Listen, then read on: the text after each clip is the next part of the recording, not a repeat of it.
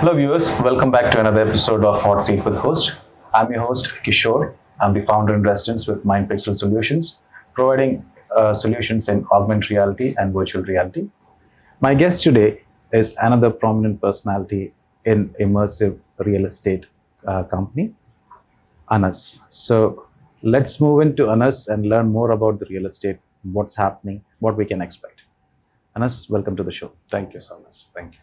So Anas മലയാളിയാണ്, അപ്പൊ നമുക്ക് മലയാളത്തിൽ തന്നെ അതെ, കാച്ചിയാലോ. തീർച്ചയായിട്ടും. സോ എങ്ങനെയാണ് ഈ റിയൽ എസ്റ്റേറ്റിലോട്ട് വരാൻ ഒരു പ്രചോദനം കിട്ടിയത്? ഓക്കെ, ഞാൻ ഒരു 4 years ആയിട്ട് ഇവിടെ യു എയിലുണ്ട്. എൻ്റെ ആദ്യ ജോബ് ഞാൻ ഹോസ്പിറ്റലിലായിരുന്നു, പിന്നെ ഞാൻ ഇൻഷുറൻസിലായിരുന്നു.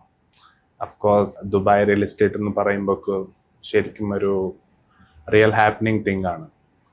സോ എങ്ങനെയെങ്കിലും എനിക്ക് എൻ്റെ കസിൻസും പിന്നെ നാട്ടിലുള്ള കുറച്ച് സുഹൃത്തുക്കളൊക്കെ റിയൽ എസ്റ്റേറ്റിലാണ്. ഒരു കേൾക്കുമ്പോൾ തന്നെ നമുക്കൊരു നല്ലൊരു റിസൾട്ടാണ്, അവരെ ഒരു ഇൻസ്പിറേഷൻ എന്ന രീതിക്കാണ് ഉള്ളത്. പിന്നെ ലക്കിലി ഞാൻ ജോലി ചെയ്യുന്ന സമയത്ത് തീർച്ചയായിട്ടും എനിക്ക് ഇമ്മേഴ്സീവ് എന്നൊരു ഓഫർ കിട്ടി. അപ്പോൾ എന്തായാലും എനിക്ക് ഫൈനാൻഷ്യൽ മാർക്കറ്റും ഈ വക പരിപാടിയൊക്കെ എനിക്ക് അത്യാവശ്യം മനസ്സിലാകുന്നുണ്ട്. റിയൽ എസ്റ്റേറ്റ് റിയലി ഞാൻ ഫോളോ ചെയ്യുന്നുണ്ടായിരുന്നു. സോ അങ്ങനെയാണ് ഞാൻ ഇമ്മേഴ്സീവിലേക്ക് ലാൻഡ് ചെയ്യുന്നത്. ഒരു അടിപൊളിയായിട്ടുള്ള എക്സ്പീരിയൻസ് ആണ് റിയൽ എസ്റ്റേറ്റ് എന്ന് പറയുന്നത്. സോ ഇപ്പം പൊതുവെ നമ്മുടെ ഈ ഇന്ത്യൻസിന്റെ ഇടയിലാണെങ്കിലും പ്രത്യേകിച്ച് മലയാളീസിന്റെ ഇടയിലാണെങ്കിലും ഒരുപാട് പേര് ഇവിടെ പ്രോപ്പർട്ടി ഓൺ ചെയ്യുന്ന ആൾക്കാരുണ്ട്. അതെ, അതേസമയം ഒരുപാട് പേർക്ക് ഇതിനെക്കുറിച്ച് അറിവില്ല. അതെ. അവർക്കും ഇങ്ങനെ പ്രോപ്പർട്ടീസ് വാങ്ങാൻ പറ്റും. ഇത് എങ്ങനെയാണ് ഇതിന്റെ പ്രോസസ്സ്? ലൈക്ക് ഒരു പ്രോപ്പർട്ടി നമ്മൾ സാധാരണ നമ്മുടെ നാട്ടിലൊക്കെ ചെയ്യുന്ന പോലെ അതേ പ്രോസസ്സാണോ, അതോ ഇവിടെ വേറൊരു പ്രോസസ്സാണോ? എങ്ങനെയാണ് ഇവിടെ തികച്ചും വ്യത്യാസമായിട്ടുള്ള ഒരു റിയൽ എസ്റ്റേറ്റ് എന്നുള്ള പറയുന്നത്? ഫോർ എക്സാമ്പിൾ, നമ്മളിപ്പോൾ റെന്റൽ ഈൽഡ് എടുക്കുവാണെങ്കിൽ നാട്ടിലെ റെന്റൽ ഈൽഡ് ഇപ്പോൾ ശരിക്കും ഒരു 3 to 4% ആണ് റെന്റൽ ഈൽഡ് വരാ എന്നുള്ളത്. പക്ഷെ ഇവിടെ നമുക്ക് നല്ലൊരു റിട്ടേൺസ് കിട്ടും, 8 to 10% റിട്ടേൺസ് കിട്ടും. പിന്നെ ഇവിടെ നമുക്ക് ഓഫ് പ്ലാൻ എന്ന് പറയുന്ന ഒരു പരിപാടിയുണ്ട്.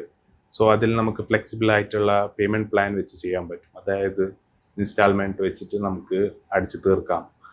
ഇഷ്ടം പോലെ പ്രോപ്പർട്ടീസ് ഉണ്ട്. ഈവൻ 1% പോലും ചെയ്ത് നമുക്ക് പ്രോപ്പർട്ടി വാങ്ങാൻ പറ്റും. ആൻഡ് ഇവിടുത്തെ ദുബായിൽ നിന്ന് അല്ലെങ്കിൽ റാസൽ ഖൈമ ഇങ്ങനത്തെ ഏരിയ ഒക്കെ ശരിക്കും ഒരു ഫ്യൂച്ചർ ഉള്ളതാണ്. ഫോർ എക്സാമ്പിൾ, കസീനോ വരുന്നത് റാസൽ ഖൈമയിലാണ്. വേൾഡിൽ തന്നെ ഏറ്റവും വലിയ കസീനോ ആണ് വരുന്നത്. സോ ആ അറൗണ്ട് ഇപ്പോൾ നമ്മൾ പെർ സ്ക്വയർ ഫീറ്റ് നോക്കുമ്പോൾ ചെറിയ പൈസയാണ്. മേ ബി ഒരു 2500 തൊട്ട് 2800 ആ ഒരു പ്രൈസ് ബ്രാക്കറ്റിലാണ് വരുന്നത്. ടാക്സ് ഫ്രീ ആണ്, നല്ല റിട്ടേൺസ് കിട്ടുന്നുണ്ട്. മുംബൈ കമ്പയർ വെച്ച് ചെയ്യുമ്പോൾ നമുക്കിവിടെ ഏറ്റവും അടിപൊളിയായിട്ട് ലീവും ചെയ്യാം, റെന്റ് ഔട്ടും ചെയ്യാം എന്നുള്ള രീതിക്കാണ്. ഓബിയസ്ലി ദുബായ് അല്ലെങ്കിൽ UAE എന്ന് പറയുന്നത് ശരിക്കും ഒരു ഹോട്ട്സ്പോട്ട് ആണ്. സോ ഇപ്പം അനസിന്റെ ഫോക്കസ് എവിടെയാണ്? ഏതെങ്കിലും പർട്ടിക്കുലർ പ്രൊജക്റ്റ് ആണോ, അതോ ഏതെങ്കിലും പർട്ടിക്കുലർ ഏരിയ ആണോ? ഞാൻ ഇപ്പോൾ ശരിക്കും ഫോക്കസ് ചെയ്യുന്നത്, ശരിക്കും ഒരു ഫാസിനേറ്റിംഗ് തിങ് എന്ന് പറയുന്നത് റാസൽ ഖൈമയാണ്. റാസൽ ഖൈമയിൽ പല ഓപ്ഷൻസ് ഉണ്ട്. അൽ മർജാൻ ഞാൻ പറഞ്ഞതുപോലെ അവിടെ ഒരു കസീനോ വരുന്നുണ്ടെങ്കിൽ അത് മിഡിൽ ഈസ്റ്റിൽ തന്നെ ഫസ്റ്റ് കസീനോ ആണ്. അപ്പം നമ്മൾ കമ്പാരിറ്റീവ് വേൾഡ് നോക്കുമ്പോൾ അവിടെ ടൂറിസ്റ്റ് ഫോൾസ് നമ്മൾ റാസൽ ഖൈമയിൽ നോക്കുന്നുണ്ടെങ്കിൽ 1.8 മില്യൺ ആണ് ഇപ്പോൾ കറൻ്റ്ലി ഉള്ളത്. അവിടെ എക്സ്പെക്ട് ചെയ്യുന്നത് അടുത്ത 2 വർഷം കൊണ്ട് 2027 3.5 മില്യൺ ടൂറിസ്റ്റ് ആണ് വരുന്നത്. ബൈ 5 years, അതായത് 2030 5.5 മില്യൺ വിസിറ്റേഴ്സ് ആണ് അവിടെ എക്സ്പെക്ട് ചെയ്യുന്നത്. എന്ന് വെച്ചാൽ ഇപ്പോൾ കറൻ്റ്ലി അവിടെ ഒരു 11 ഹോട്ടൽസ് ആണ് ഉള്ളത്. ഫോർ എക്സാമ്പിൾ, ഇപ്പോൾ 3000 ഹോട്ടൽ റൂംസ് ആണ് അവൈലബിൾ ആയിട്ടുള്ളത്. അപ്പോൾ ഒരു ലോങ് സപ്ലൈ ഡിമാൻഡ് ഒരു ഗെയിം തന്നെയാണ് അവിടെ നടക്കുന്നത്. ശരിക്കും ഇപ്പോൾ ഗോൾഡ് മൈനാണ് ആ ഒരു സ്ഥലം എന്ന് പറയുന്നത്. ഞാനിപ്പോൾ സാധാരണ എല്ലാവരും ഇൻവെസ്റ്റർ പോയിന്റ് ഓഫ് വ്യൂവിൽ നല്ല പ്ലേസ് ഏതാണെന്ന് ചോദിച്ചാൽ ഓബ്വിയസ്ലി ഞാൻ പറയാം റാസൽ ഖൈമയിലെ അൽ മർജാൻ എന്ന് പറയുന്ന ഒരു അടിപൊളിയായിട്ട് ഒരു ഫ്യൂച്ചർ പാം ജുമേറ. നിങ്ങൾക്കറിയാം പാം ജുമേറ ഇപ്പോൾ എത്ര ഒരു റിട്ടേൺസ് ജനറേറ്റ് ചെയ്തിട്ടുണ്ട് ഇൻവെസ്റ്റേഴ്സൊക്കെ. അപ്പോൾ അതുപോലെയാണ്, അതൊരു ഇനീഷ്യൽ സ്റ്റേജ് ആണ്. ഇപ്പോൾ ഒരു ബേബി സ്റ്റെപ്പാണ് റാസൽ ഖൈമയിൽ നടക്കുന്നത്. അഫ്കോഴ്സ് അവിടെ ഒരു 10,000 ദിറംസ് വരെ ഒരു പ്രൊജക്ഷൻ വെക്കുന്നതിൽ ഒരു തെറ്റുമില്ല.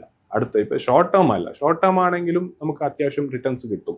ഒരു ലോങ് ടേം വിഷൻ ഉണ്ടെങ്കിൽ ശരിക്കും അവിടെ ഫോക്കസ് ചെയ്യാവുന്നതാണ്. എല്ലാ ഇൻവെസ്റ്റേഴ്സിനും ചെയ്യാവുന്ന ഒരു സ്ഥലമാണ് റാസൽ ഖൈമയിലെ അൽ മർജാൻ എന്ന് പറയുന്നത്. സോ റാസൽ ഖൈമ ഉടനെ തന്നെ അടുത്ത ദുബായ് ആയി മാറാൻ സാധ്യത കാണുന്നുണ്ട്. തീർച്ചയായിട്ടും എന്തുകൊണ്ടും ഉണ്ടാകാനുള്ള ചാൻസ് ഉണ്ട്. അവിടെ GDP നോക്കുകയാണെങ്കിൽ ഒരു ടൂറിസം ഫോക്കസ്ഡ് ആയിട്ടുള്ള GDP അല്ല അവിടെ ഉള്ളത്. ഡൈവേഴ്സിഫൈഡ് ആയിട്ടുള്ള ഒരു GDP ആണ്.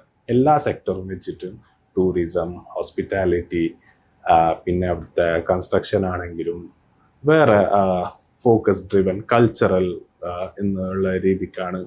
പിന്നെ മാനുഫാക്ചറിങ് കുറേ പരിപാടികൾ അവിടെ നടക്കുന്നുണ്ട്. ഇതൊക്കെ ഗവൺമെന്റ് ഫോക്കസ് ചെയ്തിട്ടാണ് ആ ഒരു മൊത്തം ഒരു റാസൽ ഖൈമയുടെ ഒരു ബാലൻസ്ഡ് GDP ആണ് ഉള്ളത്. ഇപ്പൊ ഡൈവേഴ്സിഫിക്കേഷൻ നോക്കുകയാണെങ്കിൽ വെറും ഒരു 5 അല്ലെങ്കിൽ 7% ടൂറിസം ഫോക്കസ്ഡ് ആയിട്ടുള്ളത്. റെസ്റ്റ് എല്ലാം വെൽ സെറ്റിൽഡ് ആണ് ഇപ്പോൾ തന്നെ ഞാൻ പറയുന്നത്. അപ്പൊ ഇതൊക്കെ ബോണസായി വരുന്ന ഒരു സ്ട്രക്ചറാണ് റാസൽ ഖൈമയിലേക്ക് മുന്നോട്ട് പോകാനുള്ളത്.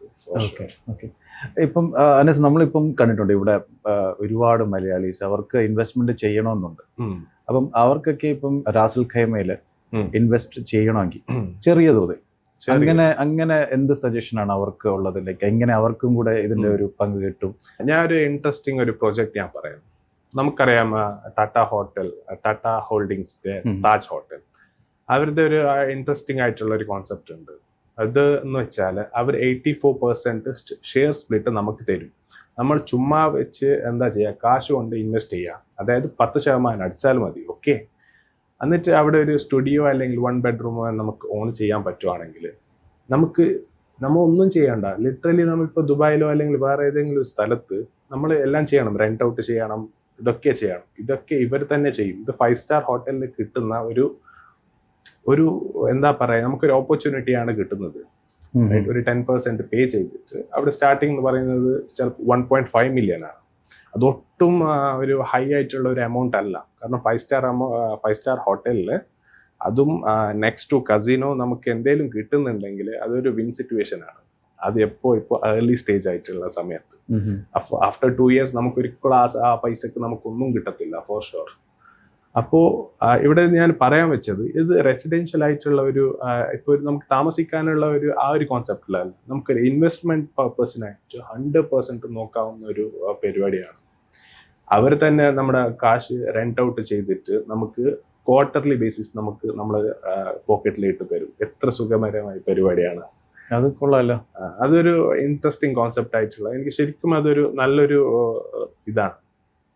കാരണം ഇങ്ങനത്തെ ഒരു കോൺസെപ്റ്റ് ഉണ്ടെങ്കിൽ മാക്സിമം ഒരു 60 to 70% ആണ് വേറെ ഒരു ഹോട്ടൽസ് തരാ എന്നുള്ളത്. അപ്പൊ ഇവിടെയാണ് അവർ 84% തരാ എന്നുള്ള രീതിക്കാണ് അവർ പറയുന്നത്. തീർച്ചയായിട്ടും ഈ ബ്രാൻഡിനെ നമുക്ക് ട്രസ്റ്റ് ചെയ്യാം. കാരണം 120 വർഷം എക്സ്പീരിയൻസ് ഉള്ള ഒരു ഗ്രൂപ്പാണ് ടാറ്റ ഗ്രൂപ്പ് എന്ന് പറയുന്നത്. ഒരു സബ്സിഡിയറി കമ്പനി താജ് ഹോട്ടൽസ് അതിനെ പറയുന്നുണ്ടെങ്കിൽ അതൊരു അടിപൊളിയായിട്ടുള്ള ഒരു പരിപാടിയാണ്. അപ്പൊ അതേ കോൺസെപ്റ്റ് ഇവിടെയും നമുക്ക് ഇവിടെ യൂസ് ചെയ്യാൻ പറ്റും. അപ്പോ അതാണ് പറഞ്ഞത്, നമുക്ക് എന്തേലും ഇപ്പോൾ for example waterfront community ഇപ്പോൾ ദുബായിലോ അല്ലെങ്കിൽ പാം ജുമൈറയിൽ എവിടെയെങ്കിലും മേടിക്കുന്നുണ്ടെങ്കിൽ നമുക്കറിയാം ഒരു ആവറേജ് ടിക്കറ്റ് എന്തായാലും ഒരു 5 മില്യൺ അധികമാണ്. ഒരു ചെറിയൊരു അപ്പാർട്ട്മെന്റ് വില്ലാസൊക്കെ സ്റ്റാർട്ട് ചെയ്യുന്നത് തന്നെ മേ ബി 20, 30, 35 മില്യൺ എന്നുള്ള ആവറേജ് ടിക്കറ്റ് ആണ്. ഹയർ സൈഡ് 100 മില്യൺ വരെ പോകാം, റൈറ്റ്? ബട്ട് ഇവിടെ നമുക്ക് കിട്ടുന്നത് ചെറിയൊരു 1.5 അല്ലെങ്കിൽ 2 മില്യൺ എന്ന റേഞ്ചിലേക്കാണ്. 1 month ബാക്ക് ഒരു കോൺസെപ്റ്റ്, ഒരു പുതിയ റെസിഡൻഷ്യൽ ബിൽഡിംഗ് വന്നു അവിടെ അൽ മർജാനിൽ. അത് സ്റ്റാർട്ടിങ് തന്നെ 2 മില്യൺ ആണ്. ഞാൻ പറഞ്ഞത് ഇത് 1.5 million within A span of months. നിങ്ങൾക്ക് മനസ്സിലാക്കാം, ഒരു 500,000 ഒരു വേറെ തന്നെ ഒരു ഇത് വന്നു. അപ്പൊ ചുരുക്കം പറഞ്ഞാൽ ഇതിന് കുറച്ചത്തിന് ഒന്നും കിട്ടത്തില്ല അവിടെ. മനസ്സിലായി. അപ്പോൾ ഇനി ഒരു റാലി തന്നെയാണ് അവിടെ ഉണ്ടാവാൻ പോകുന്നത്. എന്തായാലും കൂടുതൽ പ്രോഗ്രസ്സേ വരത്തുള്ളൂ. എന്തായാലും കൂടുതലായിട്ടും. അതെ. ഓക്കെ. എന്തായാലും അനസ് ഇത്രയും നല്ല നോളജ് ഷെയർ ചെയ്തതിന് വളരെ നന്ദി. Thank you so much. And that's it, viewers. We'll be back with another guest soon. So until then, this is Kishore signing off.